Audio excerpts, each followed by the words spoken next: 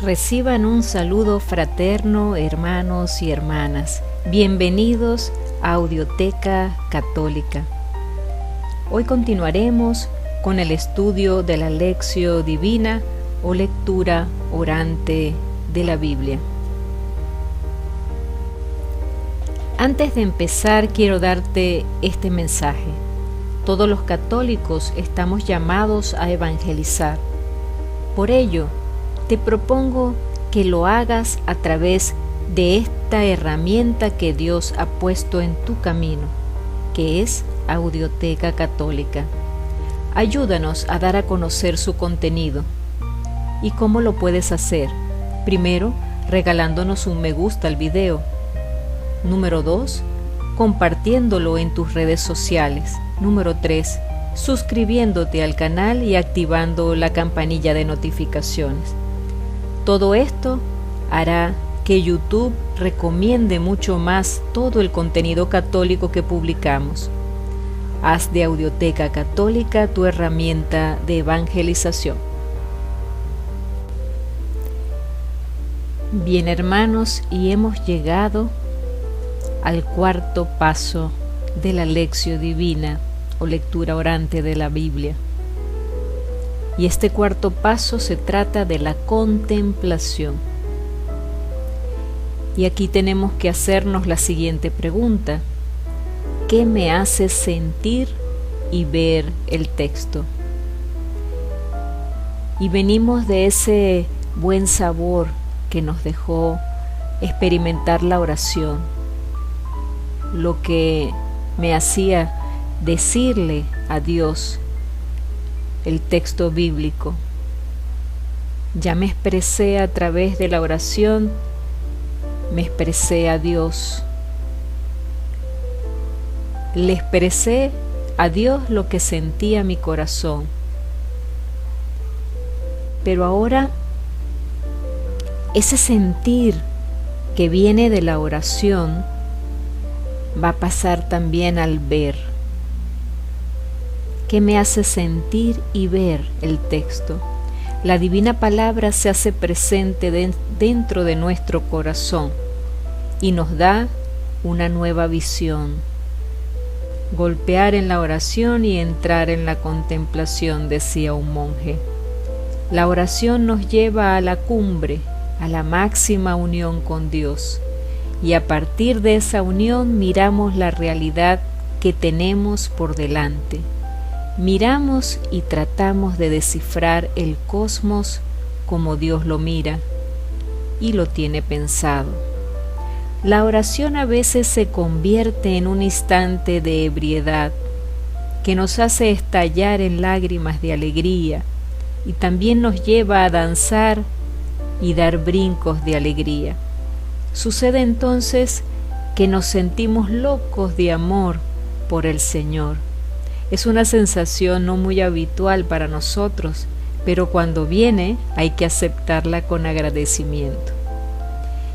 Y aquí en este trozo me voy a detener en algunos textos bíblicos que nos van a dar el ejemplo cómo algunos personajes de la Biblia experimentaron esa locura de amor por el Señor.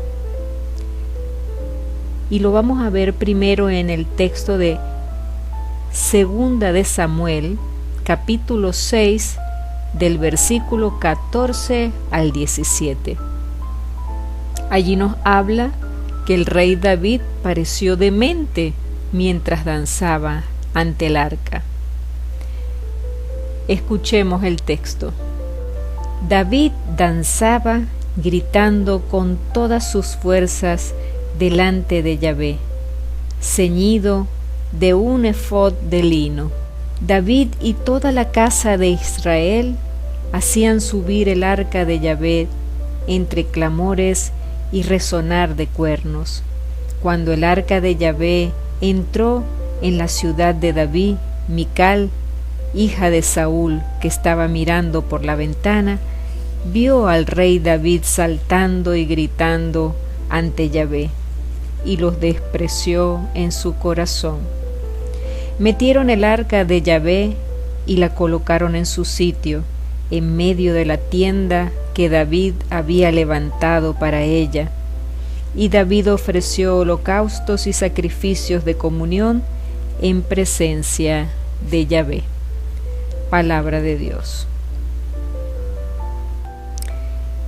Fíjense lo hermosa de la palabra cuando vemos a un David totalmente emocionado, exaltado por la presencia de Yahvé, que no le importa lo que piensen de él o si lo desprecian, si lo miran feo.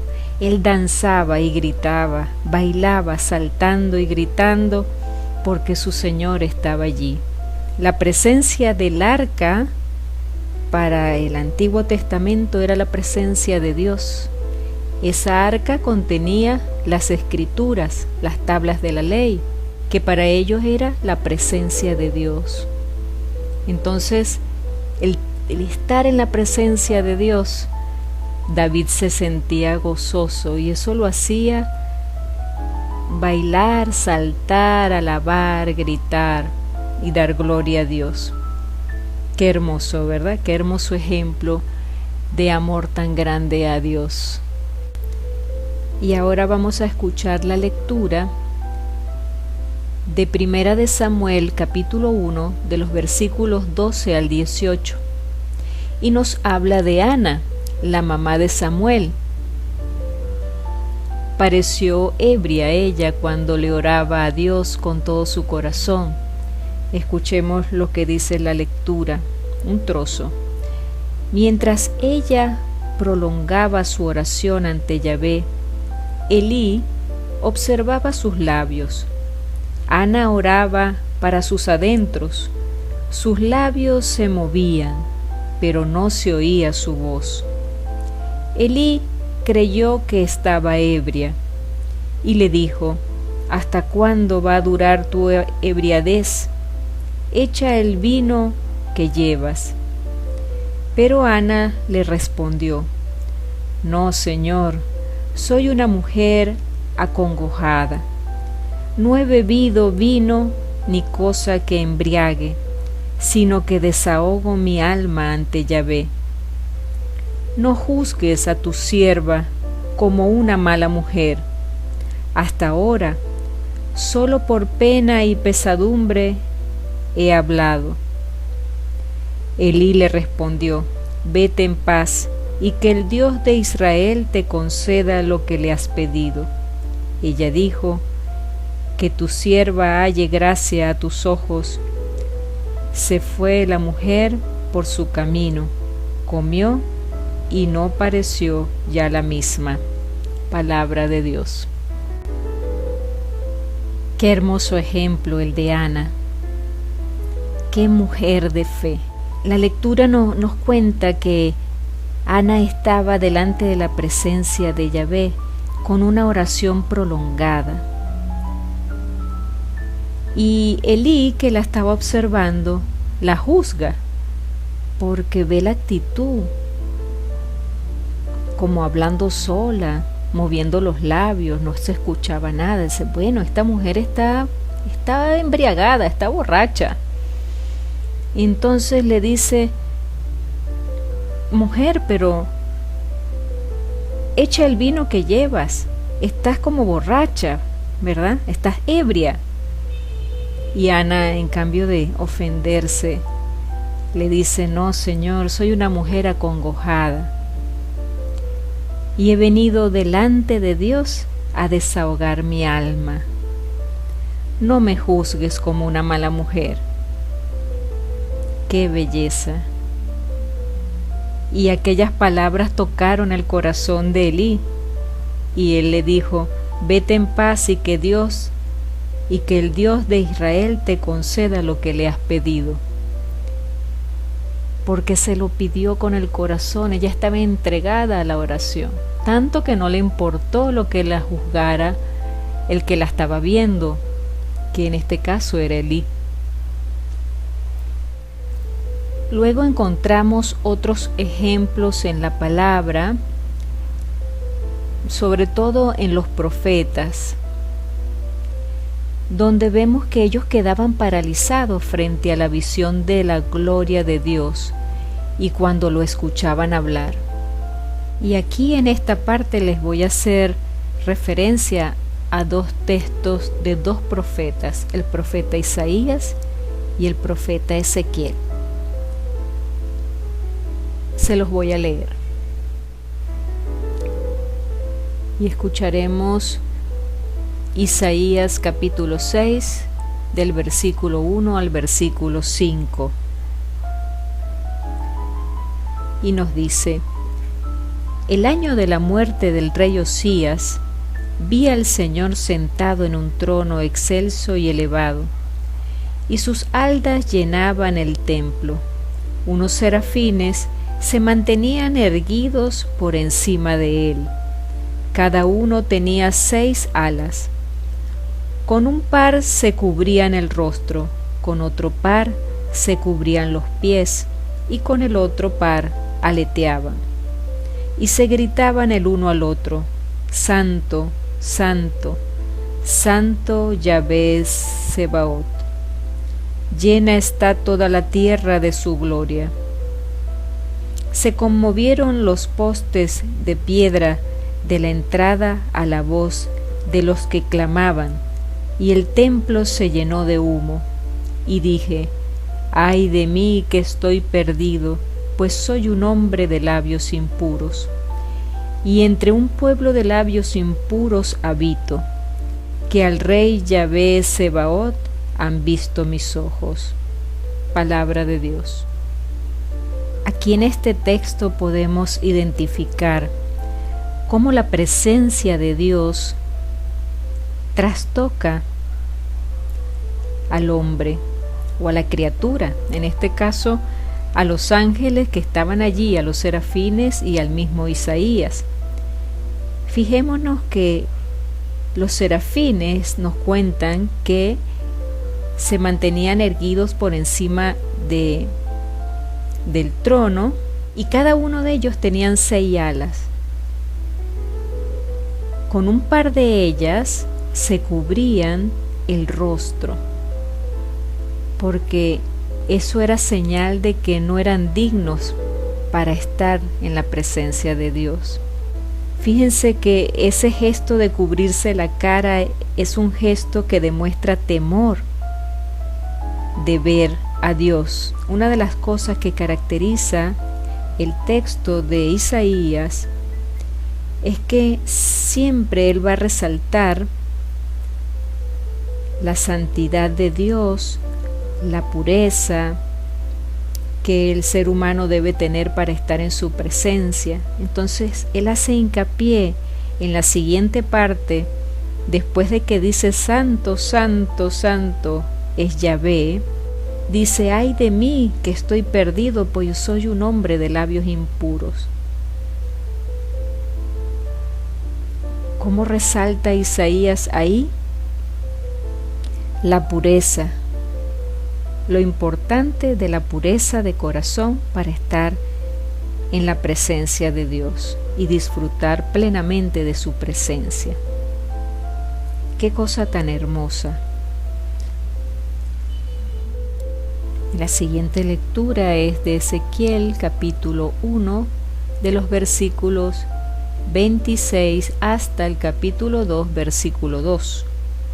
Nos dice: por encima de la bóveda que estaba sobre sus cabezas había como una piedra de zafiro en forma de trono, y sobre esta forma de trono por encima, lo más alto, una figura de apariencia humana.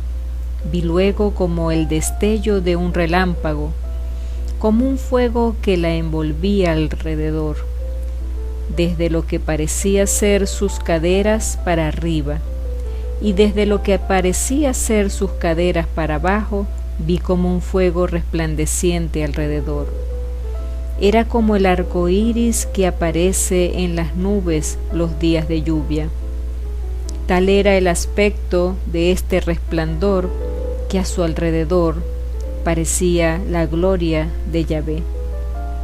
A su vista caí rostro en tierra y oí una voz que hablaba, y me dijo: Hijo de hombre, ponte en pie, que voy a hablarte. Me invadió el espíritu mientras me hablaba, y me puso en pie, y oí al que me hablaba. Palabra de Dios.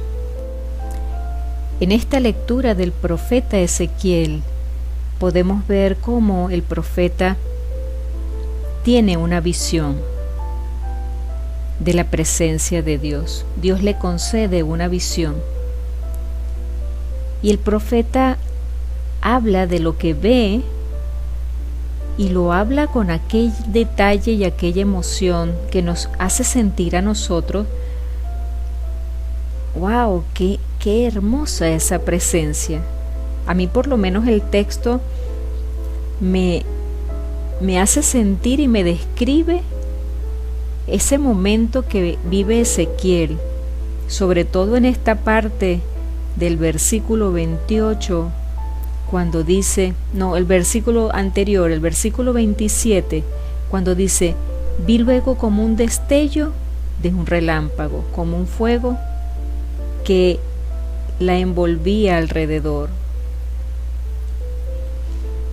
Y después un poco más abajo, en el 28, dice, parecía la gloria de Yahvé. A su vista caí rostro en tierra y oí una voz que hablaba. ¡Qué hermosura! Caí rostro en tierra. Como un ser humano escogido, como era el profeta Ezequiel, para hablar en su nombre, delante de la presencia de Dios cae rostro en tierra. Y se postra de tal manera que reconoce la grandeza de Dios y la pequeñez del profeta, reconoce su propia pequeñez. Y allí el Señor le dice, Hijo de hombre, ponte en pie, que voy a hablarte.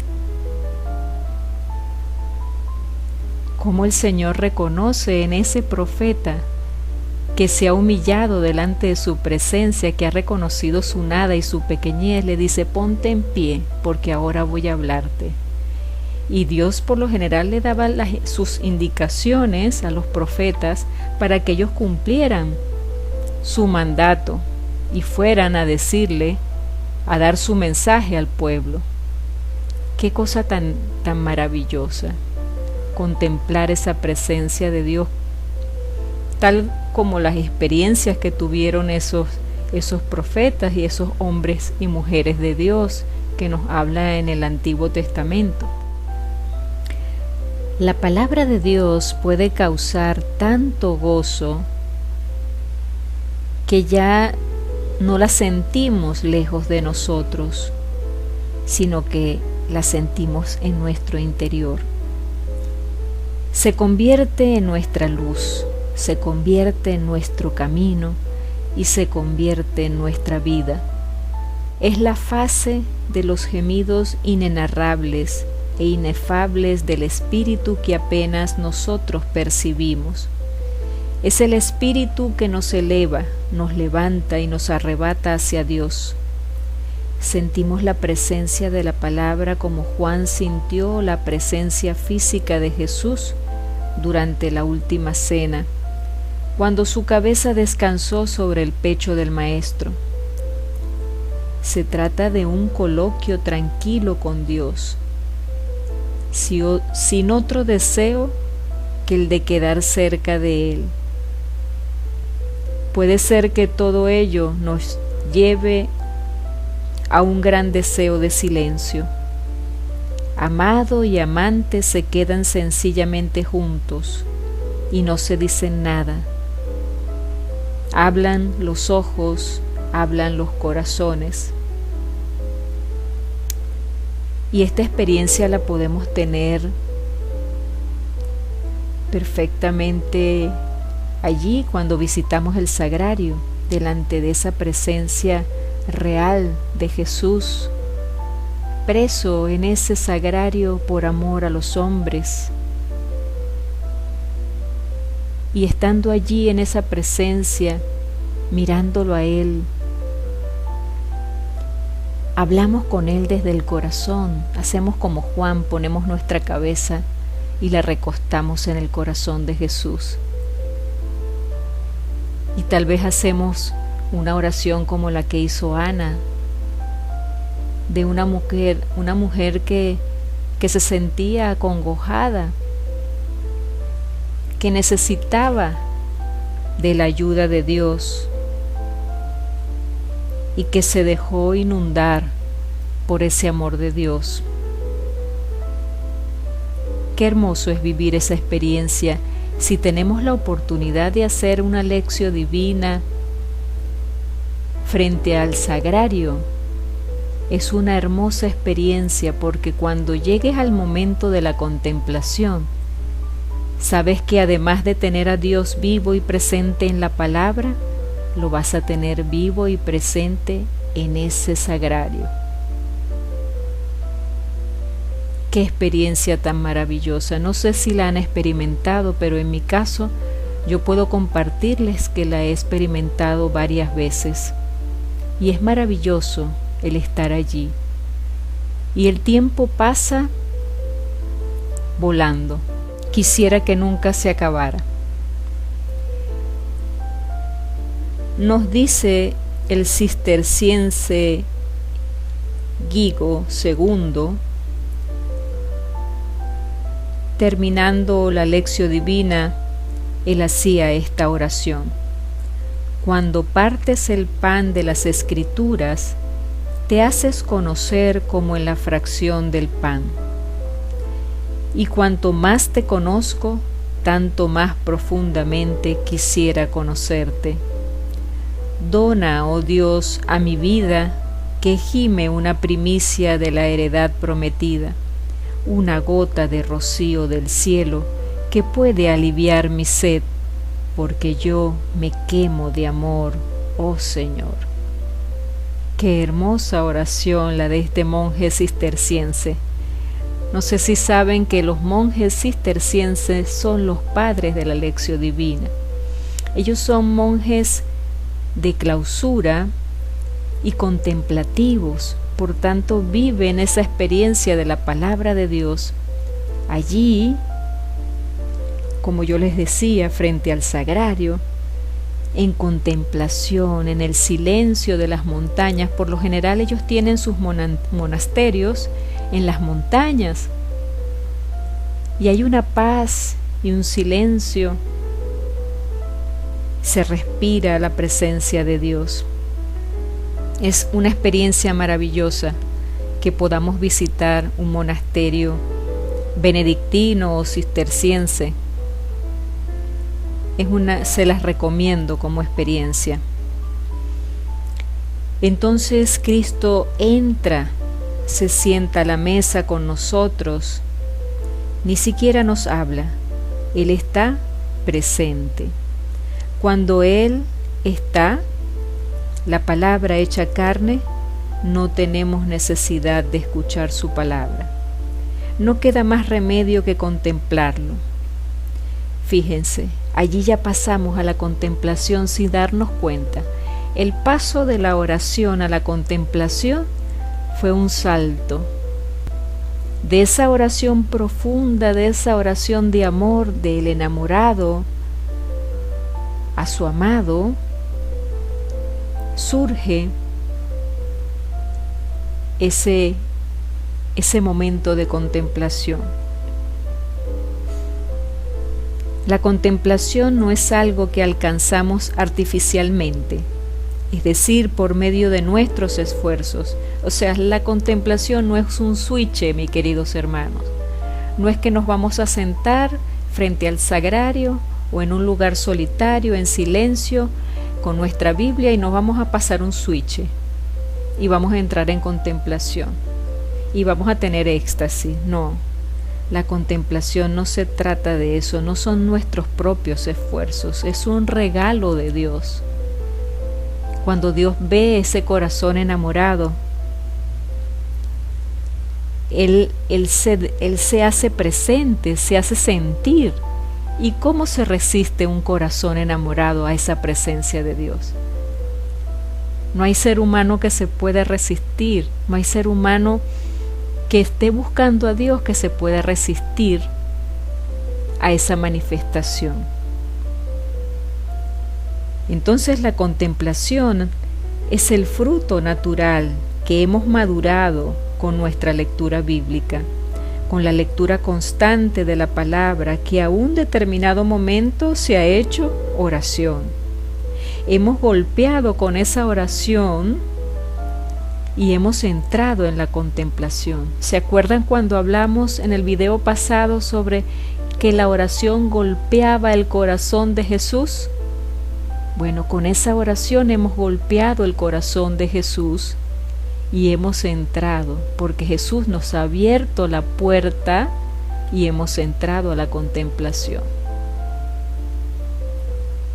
Por tanto, es una gracia, es un regalo de Dios. Y en ese momento no queda más remedio que mirarlo y contemplarlo, como lo hizo María de Betania a los pies del Maestro.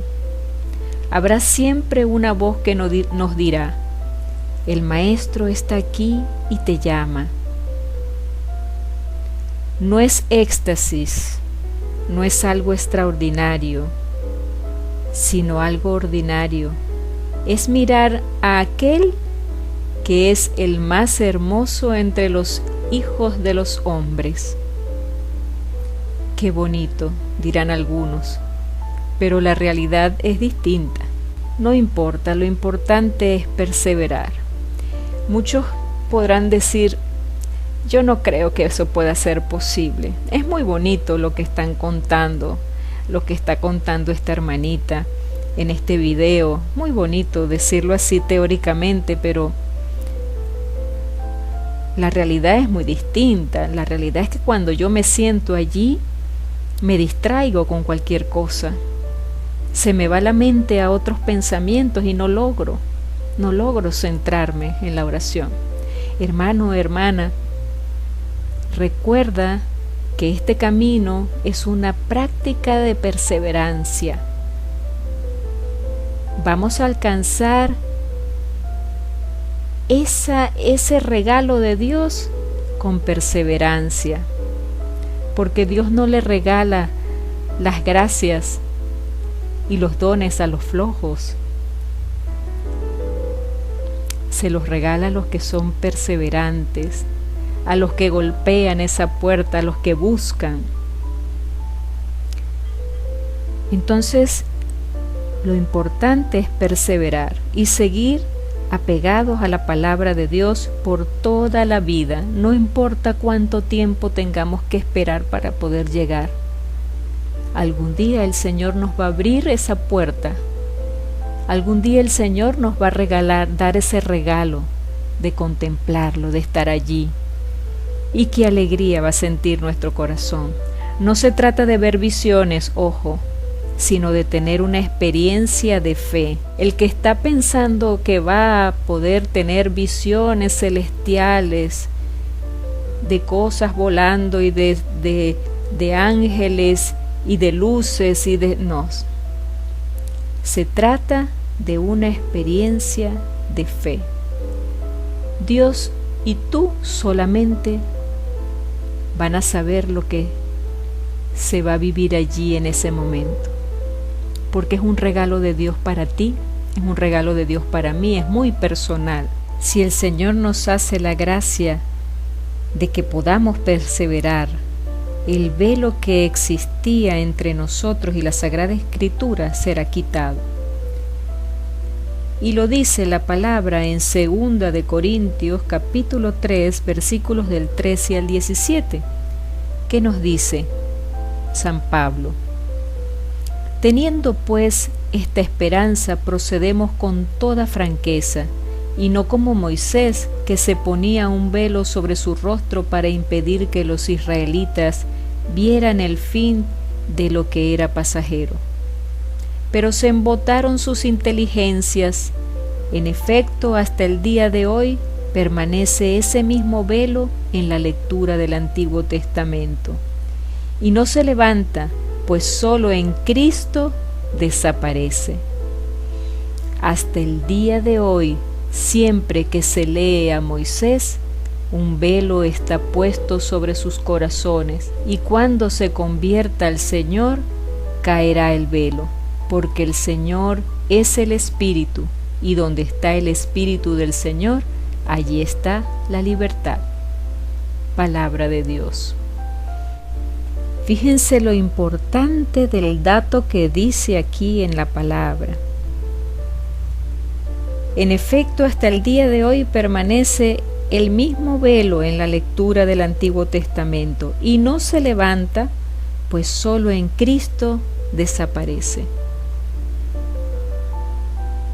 Y después dice, un velo que está puesto sobre sus corazones, que embota sus inteligencias. Es decir,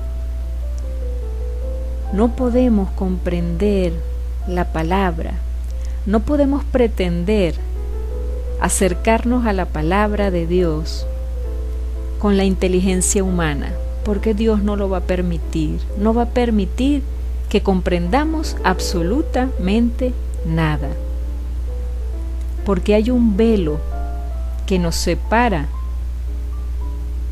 de ver la realidad de lo que Dios está manifestando allí. Cuando ese velo se caerá, solo en Cristo ese velo desaparece. Por la perseverancia, porque el Señor ha dado esa gracia y porque el Señor, a través de su Espíritu, nos da la libertad y hace caer ese velo de nuestros ojos para que podamos ver, de nuestros oídos para que podamos escuchar. Cristo habita en nuestros corazones por la fe y nosotros lo vemos con los ojos de la fe. Así nos lo dice San Pablo en Efesios capítulo 1, versículos del 15 al 20. Nos dice así: por eso también yo, al tener noticia de su fe en el Señor Jesús y de su caridad para con todos los santos, no ceso de dar gracias por ustedes, recordándolos en mis oraciones, para que el Dios de nuestro Señor Jesucristo, el Padre de la gloria, les conceda espíritu de sabiduría y de revelación, para conocerle perfectamente, iluminando los ojos de su corazón, para que conozcan cuál es la esperanza a que han sido llamados por él, cuál la riqueza de la gloria otorgada por él en herencia a los santos, y cuál la soberana grandeza de su poder para con nosotros los creyentes, conforme a la eficacia de su fuerza poderosa, que desplegó en Cristo, resucitándolo de entre los muertos y sentándolo a su derecha en los cielos. Palabra de Dios. Wow. Fíjense que San Pablo es más que claro. Nos dice que él ora para que a nosotros Dios nos conceda el espíritu de sabiduría y de revelación para conocerle perfectamente, iluminando nuestros ojos, o sea, iluminando los ojos del corazón para que lo conozcamos tal cual es y conozcamos cuál es la esperanza a la cual hemos sido llamados. Hermanos, nadie puede vivir la fe por su propia cuenta, por su propia fuerza. Es la Iglesia la que tiene esa misión de orar por nosotros, para que el Señor nos conceda esa luz, para que el Señor nos conceda poder ver, para que el Señor nos conceda la sabiduría y poderle conocer perfectamente, para que el Señor nos conceda la fe. Es a través de la Iglesia, hermanos. No lo podemos hacer solos. Así lo ha establecido nuestro Señor y así debe ser. Junto a la fe está el amor. Es por la fe que descubrimos aquella gloria que brilla en el rostro de Cristo. Nos lo dice San Pablo en 2 de Corintios 4, versículo 6. Nos dice San Pablo: pues el mismo Dios que dijo, del seno de las tinieblas brille la luz, la ha hecho brillar en nuestros corazones para iluminarnos con el conocimiento de la gloria de Dios que está en el rostro de Cristo. Palabra de Dios. ¿Qué hace el amor? El amor nos saca de los enredos de nuestros pensamientos, nos libera del miedo. El amor nos hace desear ser más santos, tener éxito, es decir, desear que nuestra humilde vida cristiana sirva para la extensión del reino de Dios. Reflexionar demasiado es inoportuno. Estamos en la presencia del Señor y a cada uno le toca descubrir la profundidad del misterio de Cristo. A este punto hay que evitar replegarnos sobre nosotros mismos. Solo Cristo, únicamente su rostro está delante de nosotros y en su luz contemplamos la luz del Padre. La lección divina se vuelve escatológica, es decir, nos prepara a ese encuentro final con Cristo. La lección acelera la plenitud y al mismo tiempo anuncia la Jerusalén celestial. La lección es profecía para tu vida, es profecía para mi vida. Y muchos dirán que nuestros grupos bíblicos vuelan mucho más bajito, porque es verdad, pero cuando nos reunimos solo por amor a la palabra, unidos entre nosotros, olvidando nuestro yo, también experimentamos algo celestial, pero no hemos llegado a tanto. Tenemos que perseverar, hermanos. Si tenemos un grupo bíblico y estamos haciendo lección en comunidad, ayudémonos unos a otros a perseverar. Busquemos al hermano que se desanima. No lo dejemos solo. Esto es un camino de andar acompañados. Jesús los mandó de 2 en 2. Y los manda de 2 en 2 porque sabe que el lobo feroz está al acecho y que solos estamos en peligro. Entonces, somos responsables de nuestros hermanos que están allí en el grupo. Estemos pendientes unos de otros, de los que se alejan, de los que se enfrían, de los que caen en desánimo. Estemos alerta y animémonos siempre a perseverar. Volvamos a la realidad, es nuestro deber. Ahora podemos contemplar nuestra existencia y la vida de nuestros hermanos con la mirada de Dios. Todo ello nos sacude, nos saca de la indiferencia y de la flojera.